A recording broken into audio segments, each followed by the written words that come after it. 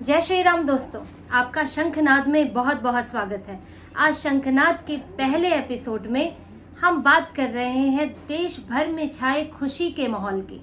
आज पीएम मोदी ने तीसरी बार प्रधानमंत्री पद की शपथ ली है और सब जगह इस समारोह को देखकर लोगों में हर्ष उल्लास है।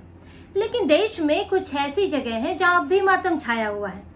जैसे एक खास जगह 10 जनपद, यहाँ पर पीएम बनने का सपना देखने वालों में शोक की लहर है।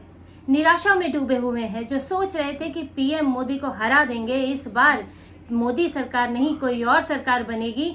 आज वो खुद दुख में डूबे हुए हैं और कहीं गायब है। आपको चुनाव का दिन तो चुनावी नतीजों का दिन तो याद होगा। जैसे जैसे नतीजे आ रहे थे, जैसे जैसे नंबर आ रहे थे, तो पूरा ये दिखाने की कोशिश थी कि पीएम मोदी इस बार तो हार ही गए। उनकी नैतिक हार हो गई है, उन्हें पीएम पद से इस्तीफा दे देना चाहिए।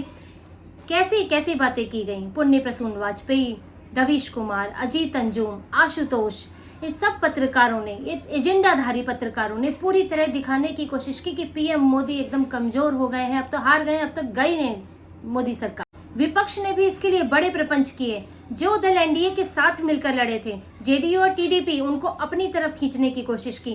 वैसे तो विपक्ष जो है एनडीए पर, बीजेपी पर इसका बड़ा आरोप लगाता है कि वो जोड़ तोड़ की कोशिश करती है, लेकिन यहाँ साफ तौर पर इंडी गठबंधन ये कोशिश कर रहा था कि किसी भी तरह हम सरकार बना ले, चाहे 5 साल में 5 पीएम देने पड़े, लेकिन बस सरकार बना ले। लेकिन इस बार ऐसा नहीं हुआ और पीएम मोदी ही प्रधानमंत्री बने और राहुल गांधी एक बार फिर फेल्ड प्रोडक्ट साबित हुए। उनको कई बार लॉन्च किया जा चुका है, पीएम मोदी ने भी ये बात कही थी, लेकिन एक बार फिर लॉन्चिंग फेल हो गई है। पीएम मोदी के शपथ लेते ही जहां बीजेपी में नई जान आ गई है, वहीं विपक्ष में फिर मायूसी छा गई है। मायूसी क्यों? क्योंकि अब उन्हें यह एहसास होने लगा है कि 5 साल और इंतजार करना पड़ेगा। 5 साल बहुत ज्यादा होते हैं। अब इनको लग रहा था कि जब नतीजे आए थे कि हमारी सरकार तो बन ही गई, 99 सीटों की खुशी में राहुल गांधी तो जैसे आसमान में थे, पत्रकारों का अपमान कर रहे थे, वो जीत के, तथाकथित जीत के नशे में थे। लेकिन जैसे जैसे अब समय बीतेगा, जैसे जैसे सरकार अपना काम शुरू करेगी, इनको एहसास होना शुरू होगा कि ये तो अब भी विपक्ष में है, तब भी विपक्ष में थे, अब भी विपक्ष में है। तो बदला क्या है? वो सिर्फ एक सांसद थे और अब भी सांसद है। ये जो निराशा है, ये आने वाले वक्त में इंडी गठबंधन पर अपना असर दिखाएगी। और जो आज दिख रहा है, जो गठबंधन की बात हो रही है, जिसमें पहले से तो खुद ही अलग थलग हो गए हैं कुछ दल, लेकिन अब वो धीरे धीरे और टूट जाएगा। वहीं पीएम मोदी का शपथ ग्रहण समारोह हर्षोल्लास से भरा हुआ था। यहाँ देश से ही नहीं बल्कि विदेश से भी मेहमान पहुंचे। भारत के न्योते पर नेपाल, भूटान, बांग्लादेश, श्रीलंका, मॉरिशस, मालदीव और सेशल्स के राष्ट्रीय अध्यक्ष आए। ये पीएम मोदी के नेतृत्व में भारत की ताकत ही है कि भारत के इस खास दिन पर भारत के पड़ोसी देश इसमें शामिल होने के लिए आए। लेकिन इस समारोह में जहां विदेश से भी लोग आए, वहीं आज भारत के नेता, कई नेता जो हैं, जल भुन कर अलग पड़े हुए हैं। ममता बनर्जी, जिन्होंने साफ कह दिया कि मैं इसमें आऊंगी ही नहीं, शपथ ग्रहण समारोह में मैं हिस्सा नहीं लूंगी। कांग्रेस, जिसने जरा भी इंतजार नहीं किया और एक दिन पहले ही कह दिया हमारे पास न्योता आएगा तो हम जाएंगे वरना नहीं जाएंगे, जबकि उनके पास न्योता आया और मल्लिकार्जुन खड़गे शामिल हुए। तमिलनाडु के मुख्यमंत्री के तौर पर डीएमके के एमके स्टालिन इसमें शामिल नहीं हुए। पंजाब से भगवंत मान इसमें नहीं आए। विपक्ष ने ये मान लिया है कि हम जनता के फैसले को नहीं मानेंगे। जनता के सामने इंडी गठबंधन और एनडीए दोनों गए थे, लेकिन एनडीए जीता और उसकी सरकार बन रही है। आपको सहज तरीके से, स्वाभाविक तरीके से इस फैसले को स्वीकार करना चाहिए और जो फैसला जनता ने दिया है उसमें खुशी खुशी शामिल होना चाहिए। लेकिन विपक्ष बिल्कुल तैयार नहीं है।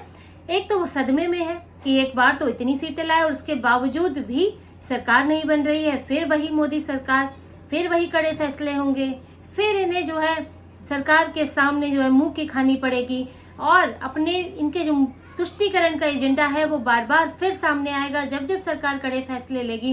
विपक्ष को ये चिंता भी घेरे हुई है और इनका ये जड़ता है, इनकी ये दुर्भावना है कि ये जनता के फैसले को नहीं स्वीकार रहे।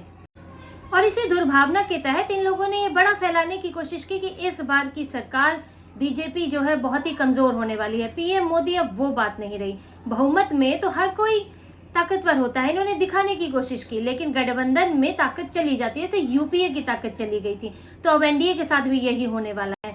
बहुत कोशिश की, कई एजेंडाधारी पत्रकारों ने भी यही कहा कि अब तो मोदी वो नहीं कर पाएंगे, पीएम मोदी ये नहीं कर पाएंगे, अब यूसीसी का क्या होगा, जनसंख्या नियंत्रण का क्या होगा, एनआरसी का क्या होगा, वन नेशन वन इलेक्शन का क्या होगा। अब बीजेपी से ज्यादा चिंता इन लोगों को दिखाई देने लगी थी कि इन फैसलों का सरकार करेगी क्या। लेकिन पीएम मोदी ने 1-2 दिन बाद ही ये साफ कर दिया कि ये यूपीए नहीं, ये एनडीए है। ये प्रधानमंत्री मनमोहन सिंह की सरकार नहीं, ये प्रधानमंत्री नरेंद्र मोदी की सरकार है। पीएम मोदी ने संसदीय दल का नेता चुने जाने के बाद भी ये बात कही थी कि वो बड़े फैसले लेंगे, कड़े फैसले लेंगे और पूरी सरकार को इसमें साथ देना होगा। उन्होंने इसके अलावा इस बीच में अमित शाह, राजनाथ सिंह, बड़े नेताओं से, बीजेपी के बड़े नेताओं से, गठबंधन के बड़े नेताओं के साथ बैठक की है। और इस बैठक में सिर्फ सरकार बनाने की बात नहीं हुई है, बल्कि सरकार चलाने की बात भी हुई है। चलाना यानी कि सही फैसले लेना, चाहे उसके लिए विरोध क्यों ना हो, चाहे से 370 में विरोध हुआ था, जैसे कि 3 तलाक के मामले में, हालांकि सुप्रीम कोर्ट का फैसला था लेकिन फिर भी विरोध हुआ था, लेकिन मोदी सरकार डरी नहीं, हटी नहीं। इसी तरह पीएम मोदी ने इस बार भी संकेत दे दिए हैं, इन बैठकों में बातचीत हुई है कि अब मजबूती के साथ सरकार चलानी है। और साथ ही एक प्लान भी तैयार हुआ है कि अगर किसी वजह से कोई इसमें कोई अड़ंगा आता है, कोई मुश्किल आती है, तो मोदी सरकार, पीएम मोदी जो मुश्किल डालने वाला है उसको जाने के लिए कह दिया जाएगा। बर्दाश्त नहीं होगा कि कोई सरकार के काम में मुश्किलें पैदा करे। इसके लिए प्लान भी तैयार किया गया है।